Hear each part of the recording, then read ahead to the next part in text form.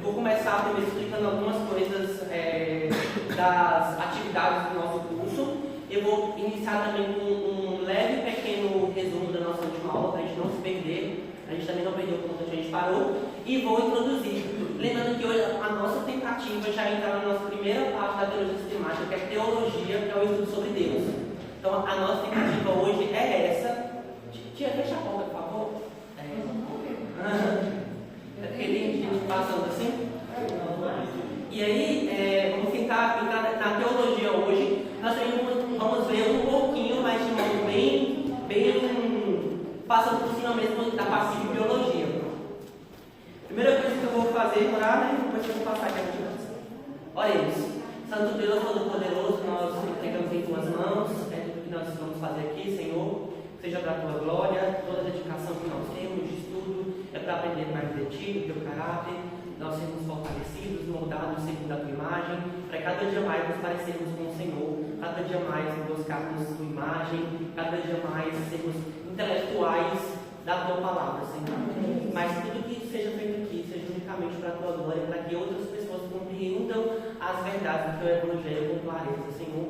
E nós não venhamos, meu Deus, apreciar má teologia, que nós não venhamos apreciar heresias, mas que nós venhamos ensinar a verdade das Escrituras com maturidade, entendendo, sabendo bem definir o que é certo e o que é errado segundo as suas Escrituras. Pedimos por tudo, essa oração que eu te faço em nome de Jesus. Amém. Então, esses são os nossos objetivos. Muita gente não veio, até me comunicou, porque a gente está viajando, algumas coisas de formatura, aí não puderam vir. Então, nós vamos estar um pouco reduzida, mas vamos prosseguir da mesma forma. A gente vai ter está sendo filmado, já está filmando, a gente manda para eles depois o conteúdo para quem eles acompanham. Beleza, primeira coisa, nós vamos lembrar das nossas fichas de aula. Eu li recentemente já as fichas, eu gostei bastante, eu vi que os tópicos principais da aula foi bem captado, bem capturado ali pelas pessoas, bem organizado. É claro que a gente precisa treinar uma habilidade na gente, aprender a ouvir e a escrever. Isso é muito difícil.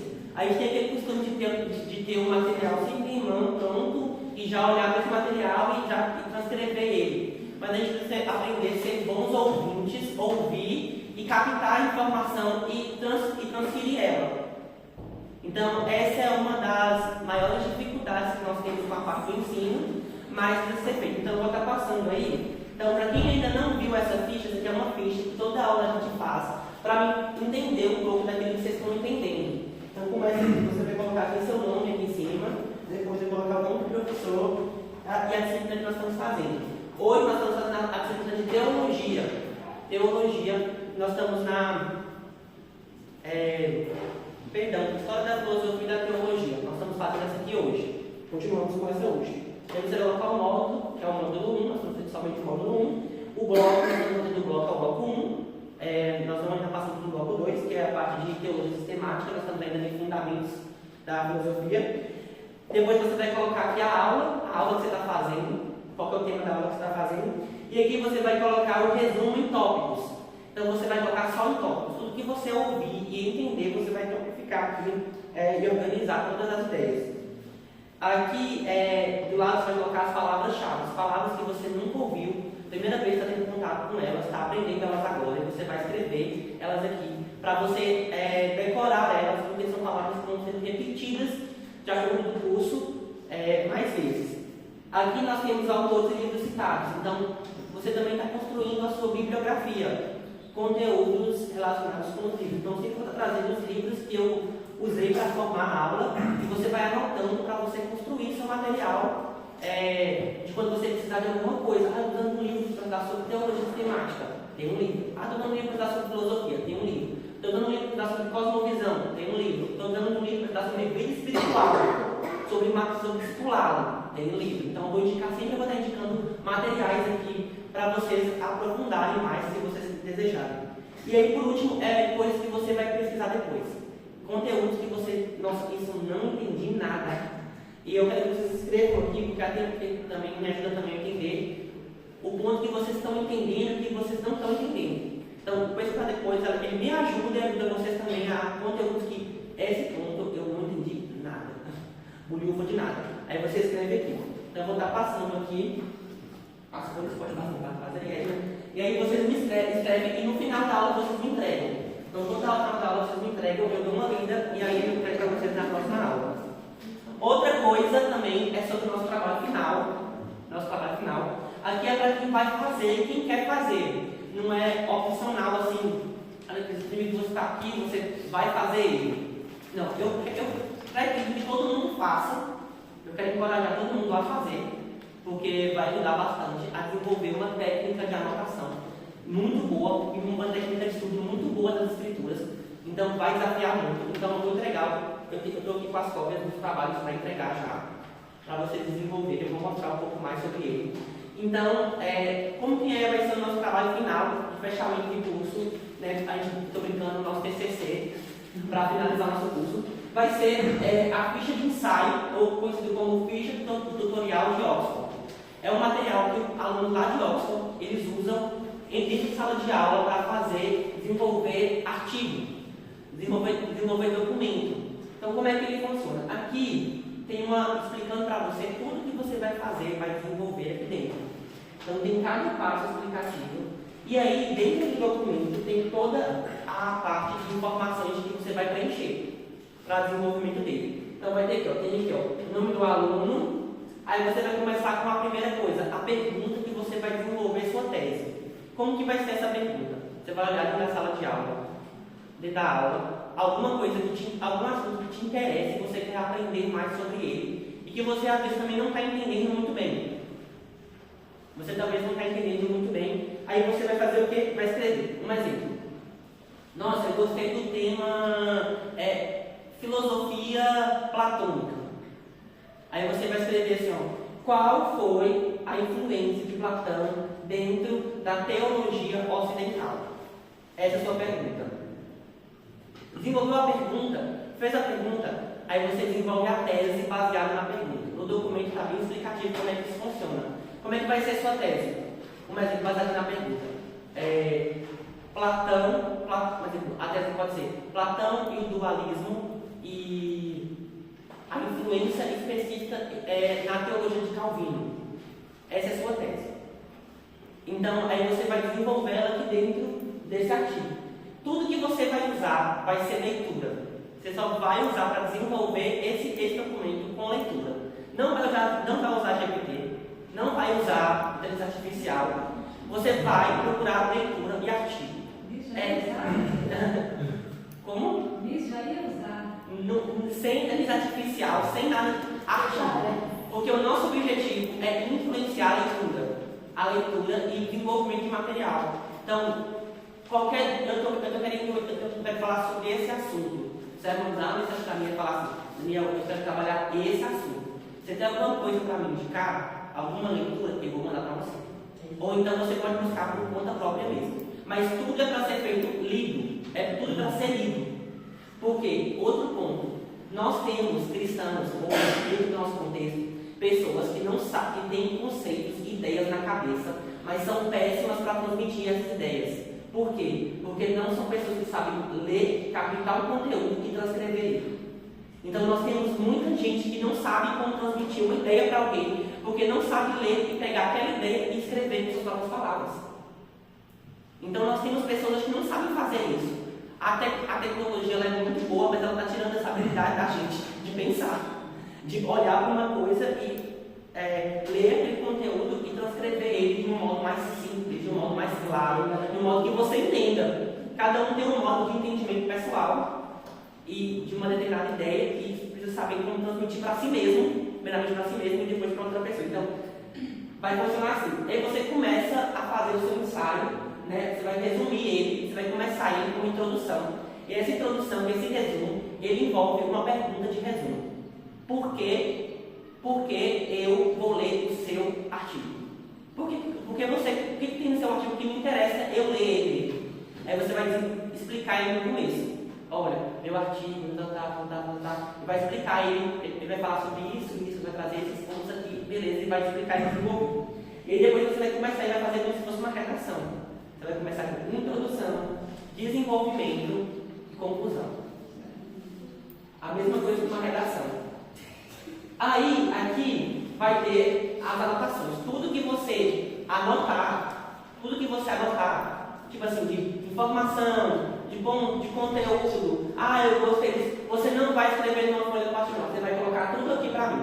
Eu quero saber o que você estava pensando quando você desenvolveu, quando você foi fazendo, o que eu fui fazendo, o que eu fui pensando. E por último vai ter o feedback, que eu vou escrever aqui quais são as suas maiores habilidades, as suas maiores dificuldades. Eu vou escrever assim, você desenvolveu bem a escrita, mas tem muito erro de português. Eu vou escrever aqui. Olha, você começou bem, fez uma incrível introdução, mas seu desenvolvimento ficou muito enrolado.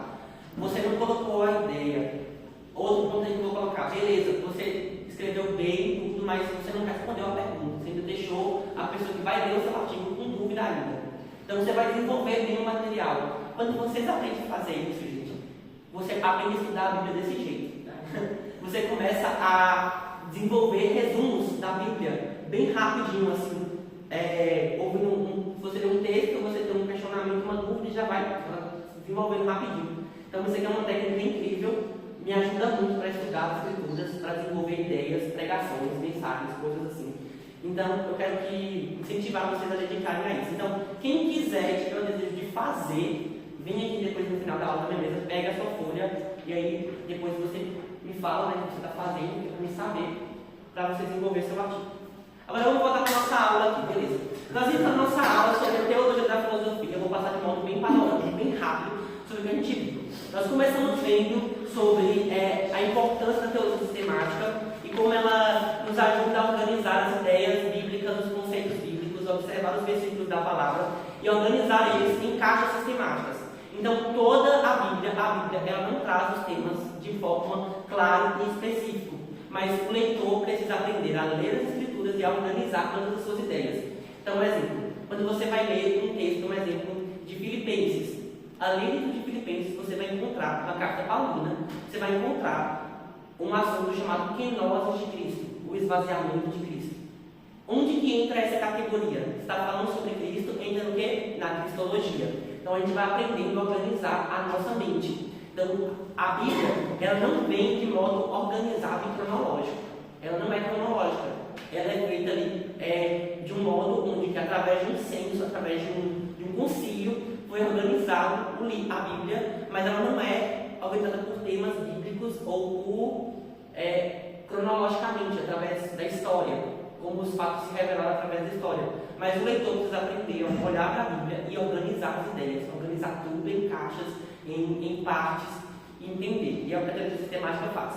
Nós vimos sobre cosmovisão também, sobre a importância da cosmovisão, de como que todos nós temos uma maneira onde nós enxergamos o nosso mundo, e essa maneira ela é vista através da nossa cultura, da maneira como nós enxergamos nós construímos nossas ideias, através da nossa crença, através das influências culturais do ambiente onde a gente nasceu, vai influenciando a nossa maneira de enxergar o mundo. E como isso pode ser bom e ruim ao mesmo tempo. Isso porque constrói seus conceitos de certo e errado, mas também porque você começa a enxergar as escrituras, os textos bíblicos sob a sua lente. Você olha para o texto bíblico e enxerga ele da maneira como você quer enxergar. Então você constrói as ideias, os seus conceitos ali das verdades, das escrituras, sobre a sua própria lente, sobre a sua própria maneira de pensar. Aprendemos também sobre pressupostos ou pressuposições, que são ideias que não são confirmadas. Todos nós construímos ideias sobre pressupostos, coisas que nós já vimos em nossa vida, ou ideias que nós temos na nossa cabeça, já construídas, que nós transformamos essas coisas em verdades absolutas. Então, um exemplo, a ideia de virar a sandália quando a mãe morre. Quem te disse que isso é provado? Quem te disse que isso é verdade? Isso é superstição. Mas você acabou transformou isso como se fosse um tipo de verdade na sua cabeça, quebrar o espelho, bater na madeira, sorte, azar. Quem não sei sobre sorte, azar. A gente tem esse conceito na nossa cabeça de que, ai meu Deus, eu estou tendo muita sorte. Meu Deus, tem alguma coisa que está me dando um azar hoje. São conceitos criados. E como você prova essa coisa de azar e de sorte? Então são conceitos que a gente acaba criando. Então a gente vem agora estudando, de acordo com a história, como a gente teve uma discipulação da cosmovisão bíblica cristã. Então existe uma maneira bíblica, uma maneira correta, uma maneira sensata de observar o nosso mundo, a nossa realidade ao nosso redor. E essa cosmovisão ela foi perdida de acordo com o tempo, através do quê? Desde a queda, quando o homem se distanciou de Deus, o homem vem passando por uma degradação, um afastamento das verdades das Escrituras, da verdade absoluta, e construindo seus próprios conceitos sobre as suas próprias verdades. Então, isso que aconteceu com a gente, nós estamos passando por um processo de desvinculação. Um ponto que a gente aprendeu também na última aula é que Satanás trabalha há anos e anos para desenvolver, para construir ideias erradas na cabeça da humanidade. Então, ideias, pensamentos errados, eles não surgem de um dia para o outro, eles são anos. A nossa sociedade se encontra numa situação presente, não é porque simplesmente a gente leva aquele versículo, porque nos últimos dias as pessoas vão perder o amor e vão ser más. Beleza, sim, é verdade, mas isso não é algo que acontece, é processos. Você vai lá no Jardim do Éden, quando você vai ler na Bíblia, vai passando lá de Gênesis, vai entrando Josué, vai entrando Juízes, você vai ver a própria degradação do povo de Israel. É um processo, então não é uma coisa do dia para o outro. E isso está acontecendo com a nossa humanidade, nós estamos acompanhando. E quem responde isso? A filosofia. E por isso que nós estamos vendo para uma ótica filosófica. Todos os nossos conceitos de ideia de política, igreja, ética, moral, trabalho, tudo é construído por ideias da filosofia. Todos os nossos conceitos da nossa realidade geral é constituído pela filosofia. Mas aí nós entramos num ponto. A filosofia em si é má? Nós vimos que não.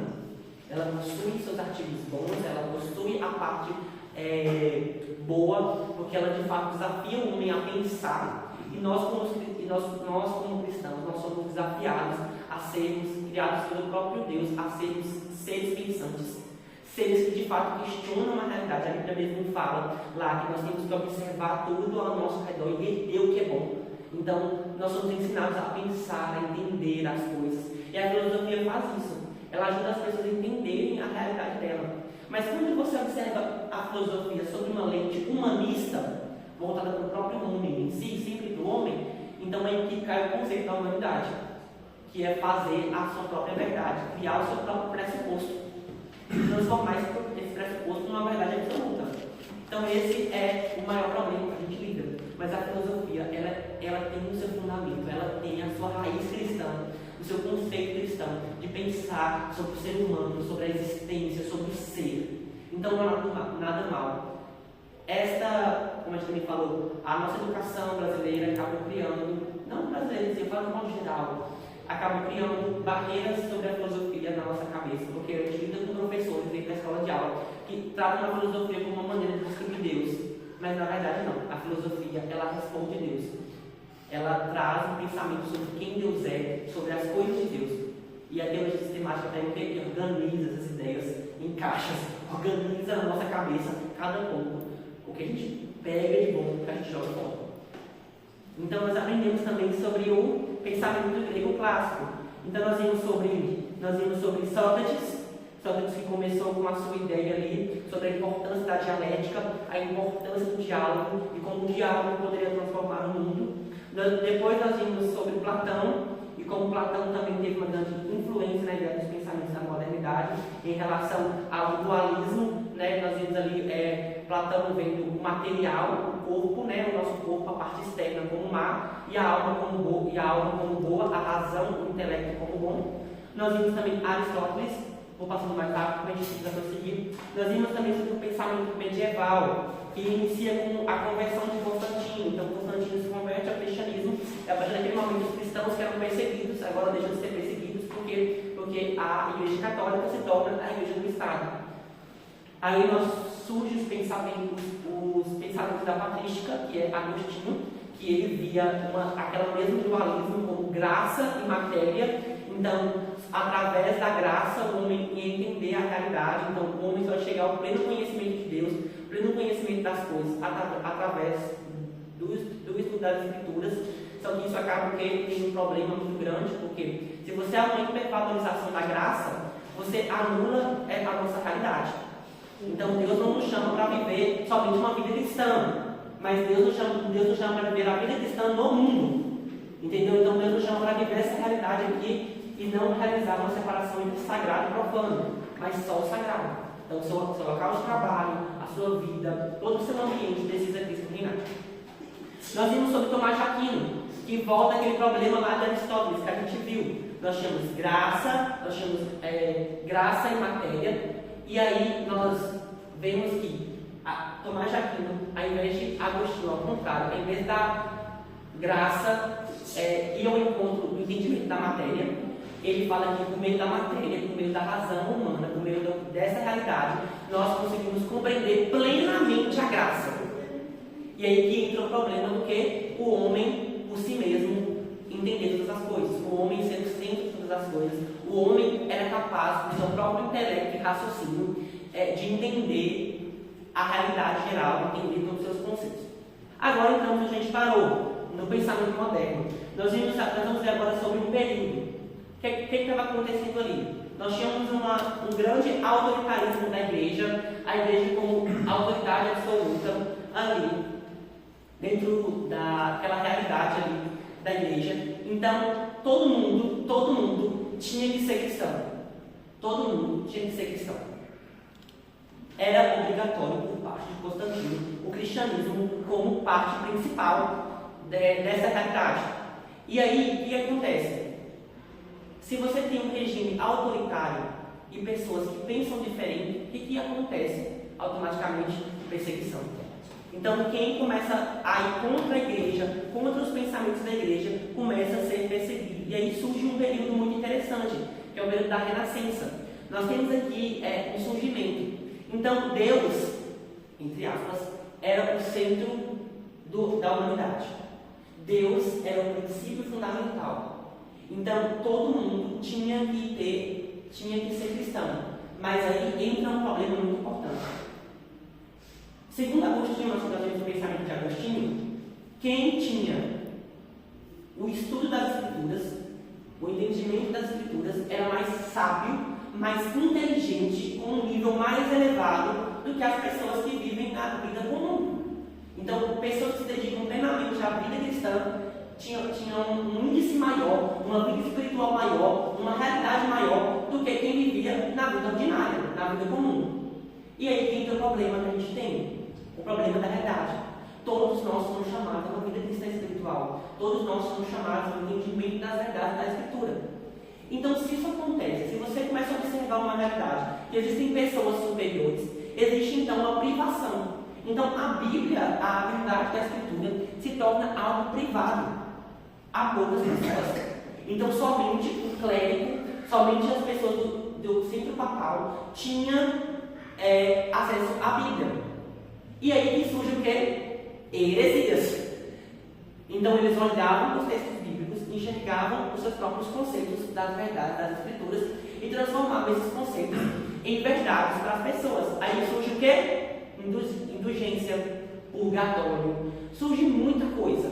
Vão surgindo muita problemática, muitas coisas. Nós vemos a questão da oração dos mortos e vão surgindo várias coisas, tudo isso para o próprio benefício da igreja. Então nós temos essa questão, esse surgimento aí. E a Bíblia, naquele período, não tinha tradução. Não tinha tradução a outras línguas. A Bíblia só tinha a versão latim. Só tinha a Bíblia em latim. E quem tinha acesso à língua, ao latim? Pessoas envolvidas com o clérigo, que estudavam nas escolas, nas faculdades. Então, as faculdades antes, elas não eram constituídas de pessoas normais. As faculdades eram constituídas de cristãos, religiosos, que trabalhavam. Então, quem fazia medicina, direito, odontologia, eram somente cristãos. Eram somente pessoas relacionadas com o clérigo. Então, antes de você se envolver com alguma profissão, você primeiro passava pela que eles chamavam de escola das artes, que era o quê? Onde a pessoa aprendia gramática, a gente chama de gramática, literatura, aprendia oratória. Então, eles aprendiam e tudo isso voltado para uma perspectiva cristã, tudo isso voltado para a tradução bíblica, para o entendimento do latim, para ler as Escrituras. Então, era muito reservado. E aí tinha esse problema. As pessoas começaram a perceber que tinha algo de errado. Só que o que acontece na nossa humanidade? Resolve um problema com outro problema. E aí começa então a surgir um movimento chamado renascença, que combate a Igreja Católica, só que está observando de uma perspectiva com o homem no centro. Retomando aquela ideia lá de Tomás de Aquino, a influência de Tomás de Aquino.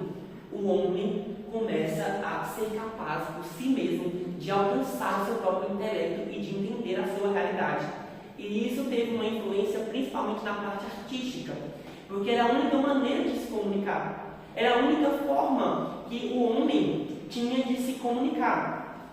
Então nós temos lá Michelangelo pintando a Capela Sistina, aquela pintura, se você lembra, que chama o Dedo de Deus, que tem uma imagem que tem Deus, e se você observar ali, dentro daquela pintura você vê Deus, Adão, e disfarçadamente o Deus ali é um cérebro.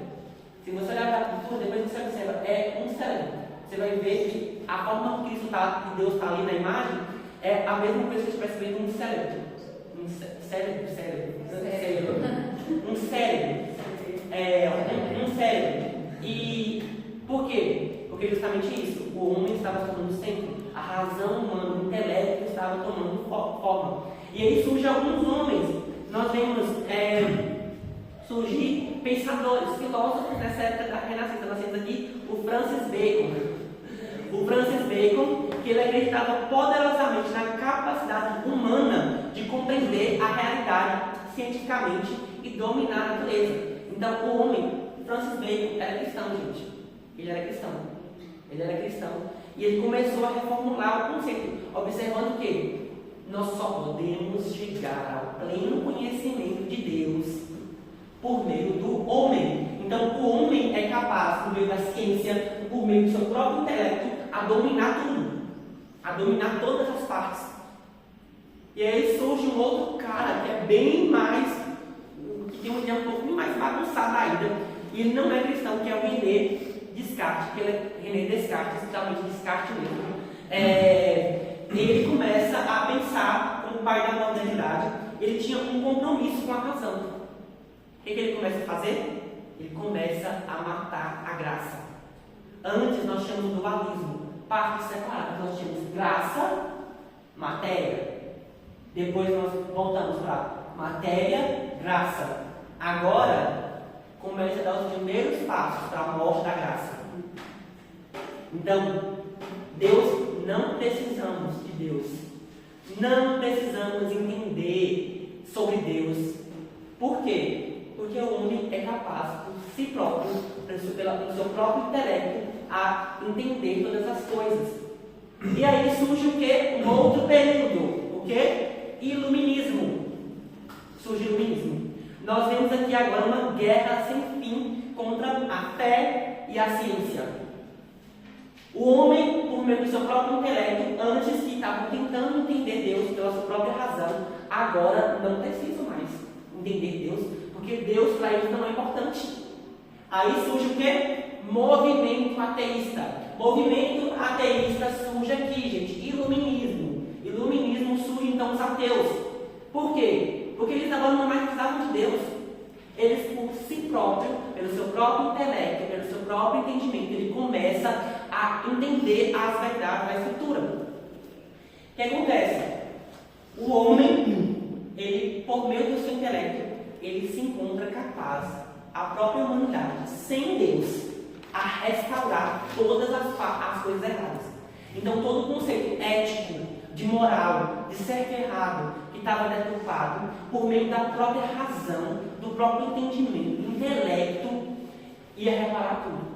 Então, a falha que tinha no homem ia ser reparada por meio da ciência, por meio do entendimento, por meio da escrita, da razão, ia sendo construído essas ideias. Então, o iluminismo ia ser o grande reparo da humanidade. O iluminismo ia revolucionar a humanidade. Então, o iluminismo, e muitos historiadores crescem, acabam sendo quase uma religião. Mas eles negam plenamente, porque até confissão de fé eles tinham, até uma confissão eles tinham construída. Então, a ciência começa a avançar. Nós vemos a revolução industrial dando início, dando o primeiro passo ali.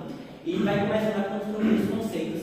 E aí, o homem fala: nós, por si próprio, vamos reparar a humanidade, nós vamos curar a humanidade, nós vamos cuidar do problema natural, nós vamos cuidar da natureza, vamos cuidar de tudo e vamos reparar. E aí o homem estava indo, e Deus atrás. Deus atrás. Não precisamos de Deus. Deus não é importante. Deus não fala nada. Deus não existe. Deus está morto. Vamos matando Deus. E Deus regrediu. Aí surge o quê? Algo que quebra a expectativa de todos os iluministas. Nós vemos a Primeira e Segunda Guerra Mundial. O homem que era para elevar, progredir, crescer, regride. Os filósofos entram em caos nessa época, porque todo o processo deles de construção de ideia, de conceito, foi quebrado.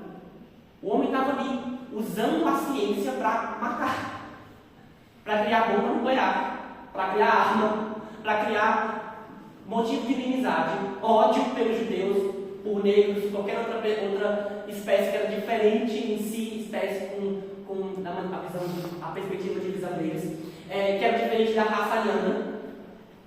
Então, surge a Primeira e Segunda Guerra Mundial, que é um choque na humanidade. A Primeira e Segunda Guerra Mundial tem impactos na teologia gigantescos. Nós vamos ver por meio da teologia, da escatologia, como a Segunda e Primeira Guerra Mundial teve impacto no amilenismo e no pré-tribulacionismo, no pós-tribulacionismo. Nós vamos ver como a Segunda Guerra Mundial teve uma mudança. Existe um fato histórico que o dispensacionalismo ele surge a partir da Primeira e da Segunda Guerra Mundial. O conceito de dispensacionalismo. Nós também vamos ver sobre esse conceito, sobre as dispensações. Nós vamos ver sobre como as dispensações são organizadas. Então, o dispensacionalismo surge aqui, dando mais ou menos uma ideia para entender melhor. O dispensacionalismo é a maneira como nós cremos como igreja. Então, nós cremos que a Bíblia possui períodos. Então, nós cremos que teve o período de Israel, aí teve lá criação, Israel, agora nós estamos no período da igreja. Então, as dispensações são organizações que a gente faz para entender a narrativa bíblica de modo organizado. Então, surge o dispensacionalismo após a Segunda Guerra Mundial. A ideia de observar a Bíblia sobre essa divisão. E aí nós entramos no período que nós encontramos. Pós-modernidade. Nós estamos na pós-modernidade. Depois da guerra, depois de toda aquela destruição, o homem entra em completo colapso. E as ideias precisam ser reformuladas. Os conceitos precisam ser reformulados. E a primeira coisa que os novos pensadores começam a entender, eles rejeitam o uniformitarismo. É a primeira coisa que acontece. O uniformitarismo é uma ideia única, um conceito único. O que eles vão apresentar? O quê? Não existe mais verdade absoluta. Não existe mais verdade. Porque a verdade antes era baseada na razão. Tinha uma verdade, ali tinha uma verdade.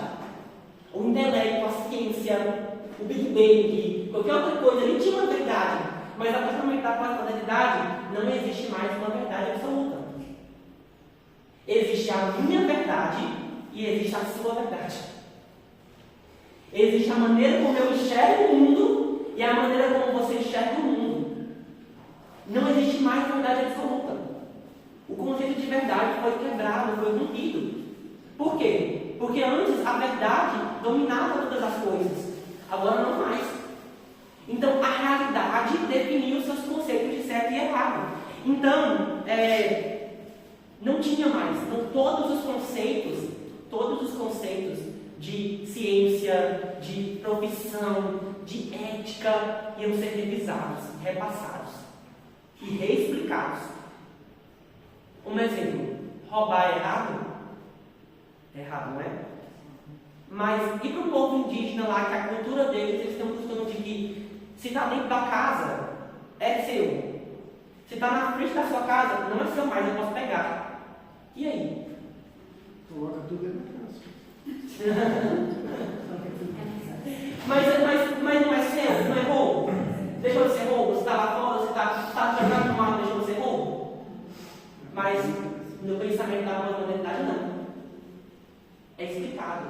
cultura, contexto cultural, a realidade que a gente vive é diferente.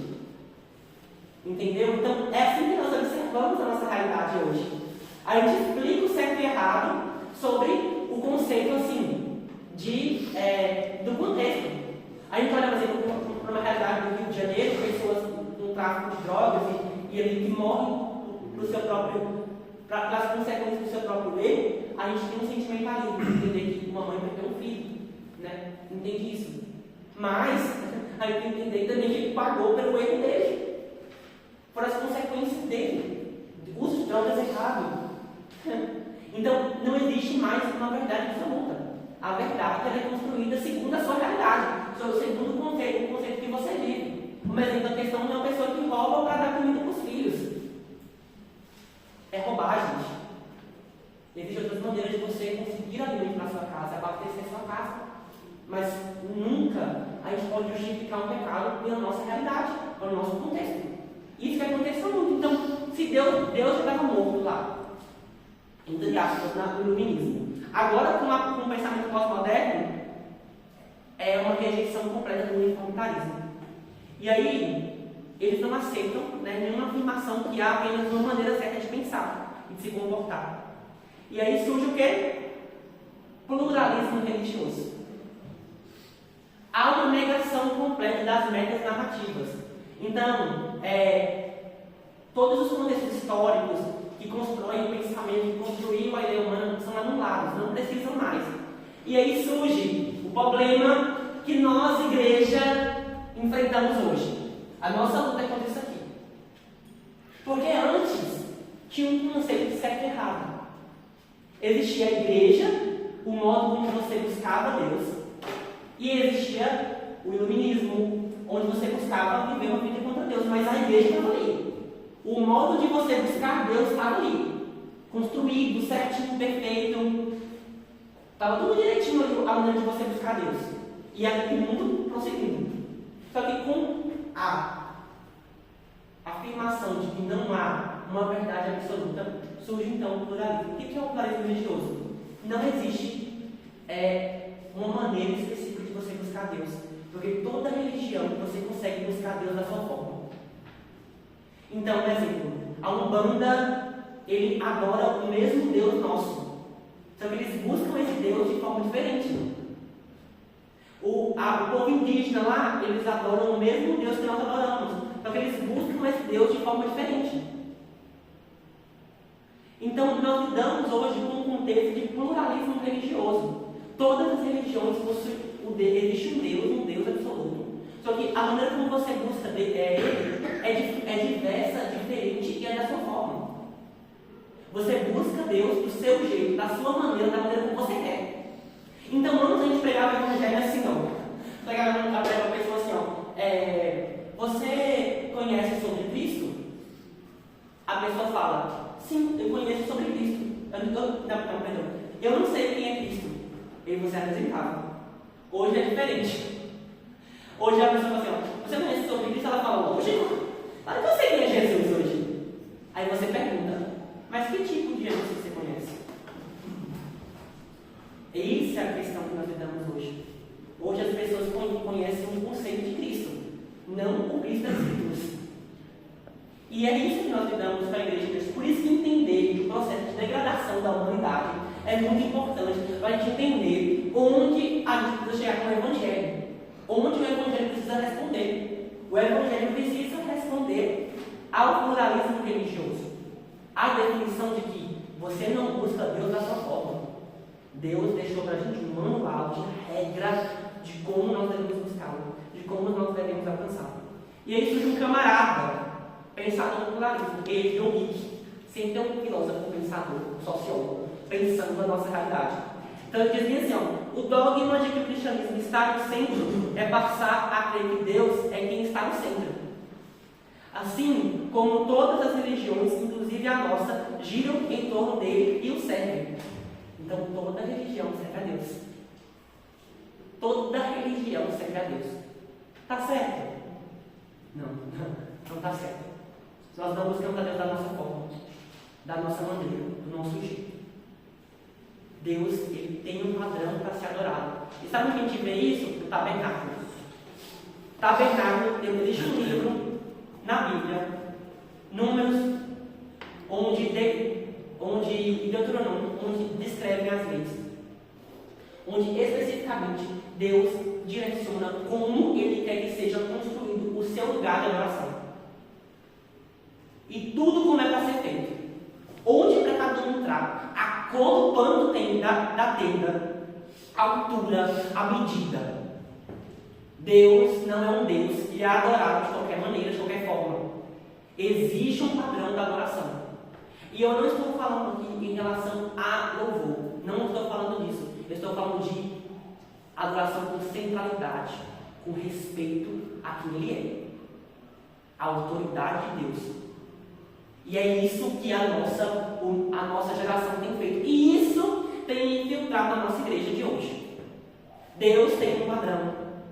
Deus não é um Deus que é adorado de qualquer forma, zombado, brincado de qualquer maneira. E é isso que Satanás quer fazer, gente. Satanás vem anos querendo matar Deus na consciência humana, querendo matar, querendo satirizar Deus, tirar a posição dele de adoração. E é esse o maior objetivo de Satanás. Então ele está trabalhando isso aí há anos. Ele está investindo pesado na humanidade. E nós, igreja, não estamos dormindo. Nós não queremos estudar, nós não queremos ler, nós não queremos entender. Por quê? Porque nós estamos muito preocupados com a nossa vida o tempo inteiro. Preocupados demais com nós mesmos. E aí entra o próximo problema, que a gente lida com a nossa realidade. Se não há verdade absoluta, o que resta então? O eu. Nós lidamos com uma sociedade do selfie, que nós chamamos, né? Agora a foto não é mais. Antes a foto era assim. Agora a foto é assim. Nós lidamos com a realidade do selfie. O homem se torna o centro do pensamento. Antes, no iluminismo lá, tinha uma relação humanitária. Porque os homens pensavam a estudar a razão, o entendimento, para quê? Para curar a humanidade. Mas agora não precisa mais. Agora o que importa sou eu. É a maneira como eu penso, a maneira como eu vivo, a maneira como eu construo a minha realidade. Então o homem se tornou 100% humanista.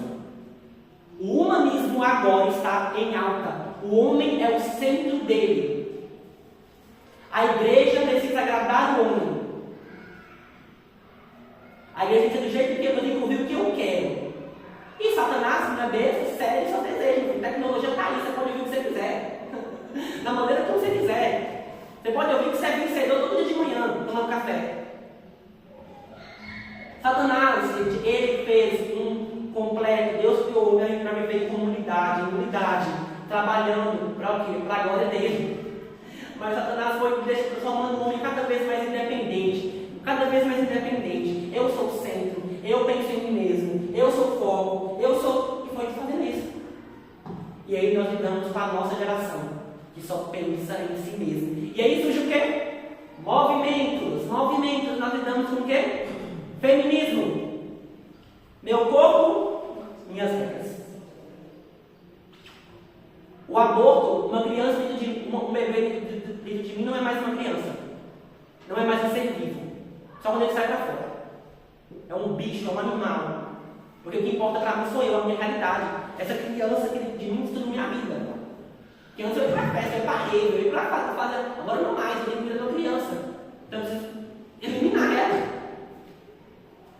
Surge o quê? Outros movimentos. Inclusive, gente, também nós temos o autoestima também do próprio machismo também, viu? A gente acaba achando, pensando que a solução do feminismo é o machismo bíblico.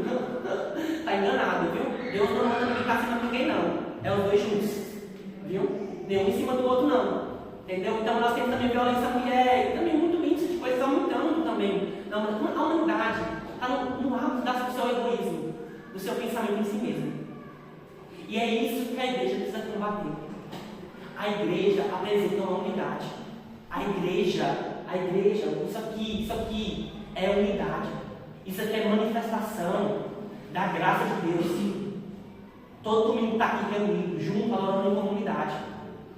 Isso mostra para a humanidade que ainda há esperança. A igreja mostra isso aqui. A gente se reuniu às vezes para comer um bolo, para tomar um café, juntos como com Cristo. Isso aqui mostra para a humanidade que a humanidade tem esperança e a esperança para eles é Cristo. Isso aqui é esperança, a igreja é esperança. Então, quando nós pensamos em nós mesmos, aí entramos nesse conceito de observar a nossa realidade sobre nós mesmos. E aí, esta é a situação presente da nossa humanidade. Uma sociedade completamente humanista. E aí, eu falo para você, onde entra a teologia sistemática? Nós, como teólogos, nós, como pessoas que estamos dispostas a ensinar as verdades das Escrituras, queremos apresentar para a humanidade de modo racional, de modo que a Bíblia é racional, de modo inteligível, as verdades das Escrituras, de modo organizado, para que as pessoas entendam as profundezas do Evangelho na sua verdade e comecem a entender quem Cristo é. Quando você entende a Trindade, você tira o seu eu. São 3 pessoas que trabalham juntas de forma diferente. Quebra o seu eu. Quando você vai estudar sobre eclesiologia, doutrina da igreja, teologia sistemática, você vai aprender sobre unidade, sobre a importância do corpo de Cristo. Ele quebra o quê? O eu. Quando você vai entender sobre Deus, você vai compreender, que vai ser um dos temas que a gente vai começar a entrar. Quando você vai entender sobre Deus, você vai compreendendo as camadas de que Ele se comunica com a humanidade, de que Ele é um Deus pessoal, um Deus que se relaciona com o homem, que é interessado no homem de modo que ele chega ao pleno conhecimento dele. Então, a teologia sistemática, ela responde todas as questões da humanidade. E nós vamos ver todos esses conceitos aí de Agostinho sendo retomados aqui e respondidos através da teologia sistemática. Mas vamos começar então com o primeiro tema, que é a bibliologia, que é o que? Revelação geral. Nós temos o que? O mundo falando que não existe verdade absoluta. E nós cristãos apresentamos a Bíblia como o que? Verdade absoluta, regra de padrão, fé, conduta espiritual. Quem dita a maneira como você trabalha? As Escrituras. Quem dita a maneira como você se comporta diariamente? As Escrituras. Toda vez que você pensa em si mesmo e fala assim, eu sou assim e vou morrer assim, você pensa como um pós-modernista. Mas nós não pensamos. Nós pensamos de forma atemporal nas Escrituras. A nossa regra de pensar não foi reformulada agora, foi construída há anos. E começou com um homem morrendo na cruz por nós. Então, a gente começa a construir nossos conceitos assim. E para isso, nós precisamos defender as verdades da Escritura. Precisamos construir as verdades da Escritura. Então, nós temos Deus se revelando para o homem. Nós temos aqui dentro da história da narrativa bíblica, Deus se revelando para o homem. E nós temos 2 tipos de revelação que aparecem na Bíblia. Que aparecem na Bíblia e na história do homem. Que é a revelação geral e a revelação especial. Vou começar pela revelação geral. A revelação geral, ela tem como objetivo apresentar Deus, mas não sobre esse conceito que nós temos voltados somente para a Escritura. Então Deus se revela a todo homem. Deus se revelou a todos, de forma igual. E como é que nós vemos essa revelação de Deus? Através da criação. Quando nós observamos o mundo ao nosso redor, você lembra de Romanos 1, que fala que todo homem é indesculpável diante de Deus? Porque Deus se revelou a todos os homens. Ali fala que Deus, através da sua criação, através da sua bondade, através do senso de moral e ética colocado no coração do homem, Deus se revela para o homem. Então, o homem, no fundo do seu coração, lá na profundeza do seu coração, ele fala: Deus existe. Porque ele observa a sua realidade e não tem como pensar que tudo que foi criado por acaso. Foi criado sobre um acaso, foi criado sobre um conceito de que foi do nada, surgiu do nada. Porque é muito detalhado, é muito específico. Outro plano também que a gente consegue ver como revelação geral no coração do homem: o desejo do homem de adorar. O homem sempre vai buscar adoração. Quando ele não adora outra coisa, ele adora a si mesmo. Então ele sempre vai ter no coração algo que Deus colocou ali. Então, a imagem e semelhança que Deus colocou lá em Gênesis se encontra no coração do homem. E por meio da revelação geral, o homem observando a sua realidade, ele diz, não tem como, não existe Deus. Inclusive a Bíblia fala, o tolo fala em seu coração, não há Deus. Por quê? Porque Deus se revela. E essa é a revelação geral. Então todo homem, gente, vou dizer para você aqui, você achar, desculpa, dizer isso é muito duro, mas você achar que o homem não merece um inferno, desculpa, eu vou falar de você plenamente. Nós choramos por saber que alguém está morrendo e está indo para o inferno. Mas o próprio Deus disse que ele é indesculpável. O próprio Deus disse que ele é indesculpável. Então, nós somos merecedores do inferno. Porque nós somos indesculpáveis diante de Deus. Então, todas as pessoas que morrem sem Cristo e sem salvação, elas são indesculpáveis diante de Deus. Porque Deus se revela a todo homem. Deus se apresenta a todo homem. Então todos os homens, todos os seres humanos, em todo o tempo, em todo lugar, tiveram e têm acesso à revelação e à revelação de Deus. Em outras palavras, todos os homens e mulheres, em todo o tempo, em todo lugar, já sabem intuitivamente de que Deus existe e é o que é todas as coisas. Então no próprio intelecto do homem, ele sabe que existe alguém que é maior que eu, que criou todas as coisas. Sim, Daniel, certo. Só que para a pessoa ter entendimento e conhecimento desse Deus, a questão da salvação, é preciso ouvir o Evangelho. É só pela natureza, por tudo que Deus deixou ele vai saber que existe Deus. Mas no coração, para aceitar esse Deus, se fosse assim, não precisava de pregar o Evangelho. Se ele compreendesse e aceitasse pela natureza, por tudo que Deus deixou. Aí, esse é o ponto. Esse é o ponto interessante. Deus dá, é verdade, a fé, como o próprio Deus fala, a fé vem pelo ouvir e ouvir a palavra de Deus. Através da pregação do Evangelho, o homem crê em Cristo. Mas você dizer que o homem ele vai para o inferno, que ele vai para o inferno porque você, como é que eu explico, perdão?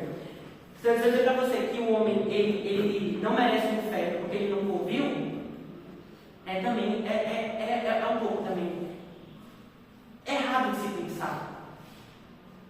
Porque todos nós merecemos o inferno. A gente entender isso, colocar na nossa lógica, todo homem merece o inferno. Deus não é injusto. Deus não é injusto. Entendam isso, Deus não é injusto. Deus é justo. Tem uma passagem do pastor que eu gosto muito, que ele fala bem assim, ó. Se Deus hoje me mandasse para o inferno, eu estivesse lá no inferno, eu levantaria as minhas mãos e falaria, Deus, muito obrigado porque o Senhor é justo. Aí você entende a profundeza do Evangelho, que você merece. O primeiro ponto do entendimento da verdade da Escritura é que eu mereço a condenação e preciso e necessito de um Salvador. Então, é por isso, lá em Romanos 1, depois leiam Romanos 1, Deus fala, todo o homem é indesculpável. Todo homem é indesculpável. Então, quem morre sem ouvir, não ouvindo, merece o inferno. Porque nós já estamos destinados a ir. Todos pecaram e destituídos estão da glória de Deus. Todos pecaram. Então, todos os homens estão merecedores. Mas eu vou dizer para você, nós temos a oportunidade de anunciar. E tirar, como diz, e auxiliar pessoas a sair dessa condição. Essa é a nossa função como igreja. Mas não quer dizer que o homem não é merecedor do inferno.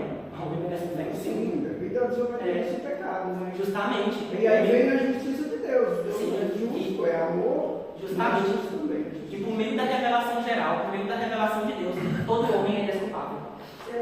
Mas se ele nunca ouviu, ele está destinado ao inferno. Deixado ao inferno. O inferno, e não é porque Deus é injusto, Deus é justo. O homem pecou contra ele. Mas se ele nunca ouviu também, devido ao que Deus deixou, ele pode ter a compreensão de entender a salvação. Pode. A compreensão. Sim, com certeza. Pode ter vários casos. Pode, sim. Deus é soberano. A salvação nós não limitamos. Até para a gente é confuso a questão da salvação. Né? Mas ele é construído de imagem e semelhança. Então, a imagem e semelhança de Deus, automaticamente, talvez possa ser.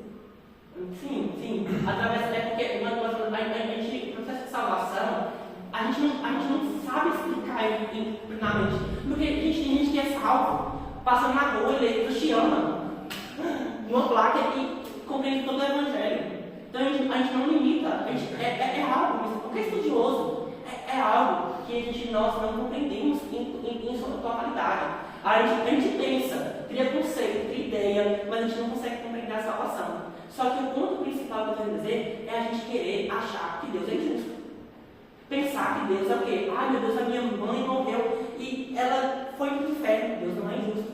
Deus é justo. Todos pecaram. Instituídos, instituídos na glória de Deus. A gente precisa entender isso, colocar na nossa consciência. E nós servimos na obra missionária justamente por isso. Por entender de que não é a obra missionária, não se trata sobre. Como é que eu explico isso? Melhor. A obra missionária não é sobre simplesmente pessoas chegarem a converterem, sobre conversão, sobre números. Esse não é o nosso maior objetivo, isso é o processo. Mas nosso maior objetivo como missionários é que o nome de Cristo seja glorificado e seja conhecido. Esse é o nosso objetivo. Então a gente não está, como dizendo, não está abrindo a porta do inferno. Sai! Porque a salvação pertence ao Senhor. Ô Daniel, a gente vê assim a capacidade de sabedoria, e como surgiu todas as coisas? Não surgiu desse intelectual aí, quem deu essa sabedoria para ele? Então, logicamente, essa sabedoria ela veio, né? Ela mexeu com ele, né? Aí eu já penso que há algo maior. Só não que esse algo maior necessariamente o nosso Deus. Porque eles querem crescer, né, assim, sem controle nenhum. Sem controle nenhum. Se eles creem que existe um Deus maior, que de fato o Criador de todas as coisas, vai contra o próprio princípio deles de liberdade e intelectualidade infinita. Não é que no fundo eles querem até mais do que a gente tem mais consciência, mas se eles transmitirem essa ideia, vai contra o princípio deles.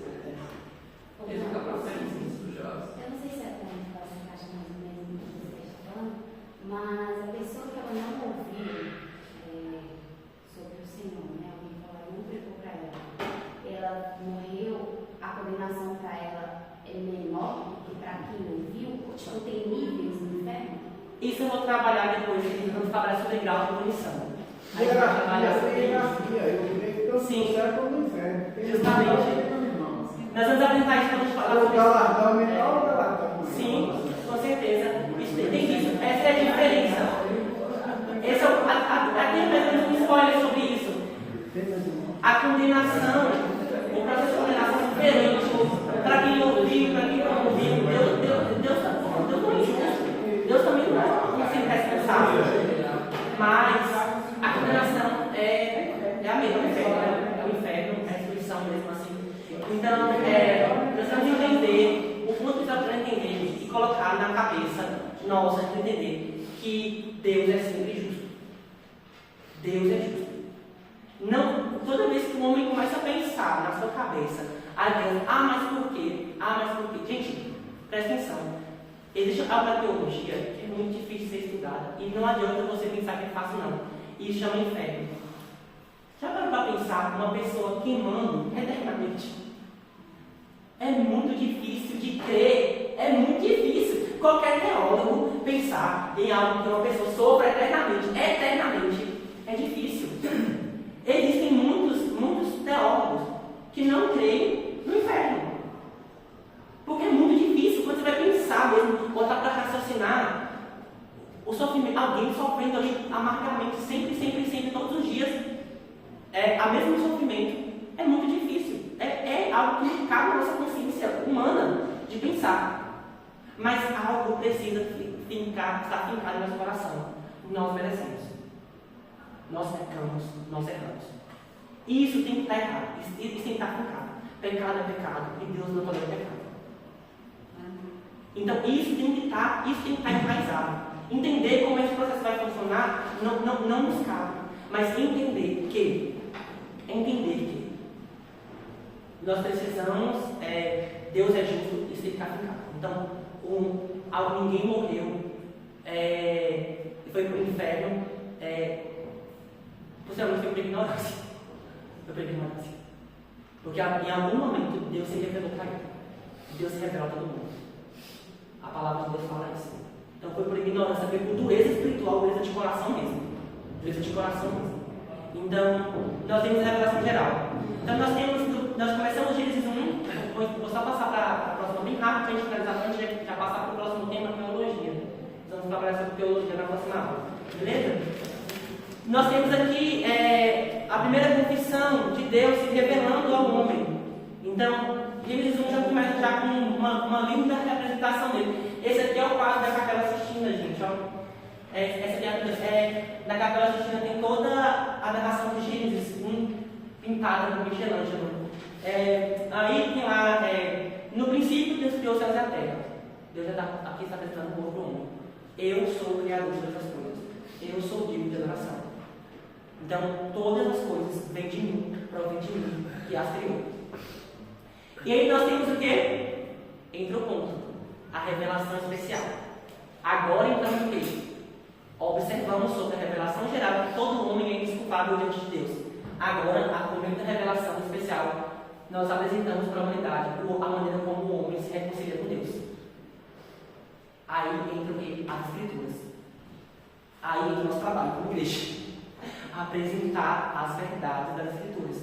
Então Deus, ele, através da sua metanarrativa, o homem cai, através da narração da história, Deus começa a se apresentar para o homem e ali desenvolvendo ali, através da história, o seu plano de redenção. Começa lá em Gênesis e termina em Apocalipse. Então nós vemos por meio da revelação especial, por meio da Escritura, Deus se revelando para o homem, se apresentando para ele e anunciando as verdades da Escritura, construindo os princípios da Escritura por meio dos homens de Deus. A Bíblia ela foi plenamente inspirada pelo Espírito Santo, usada, feita por homens, mas por meio pleno do auxílio do Espírito. Então nós temos aqui na Bíblia, por meio dessa revelação geral, alguns pontos que ela é inerrante, nela não há falha nenhuma. Você vê uma plena concordância inteira nela. Livros que não foram escritos nos mesmos períodos, mas que há uma plena conexão a pontos de contato.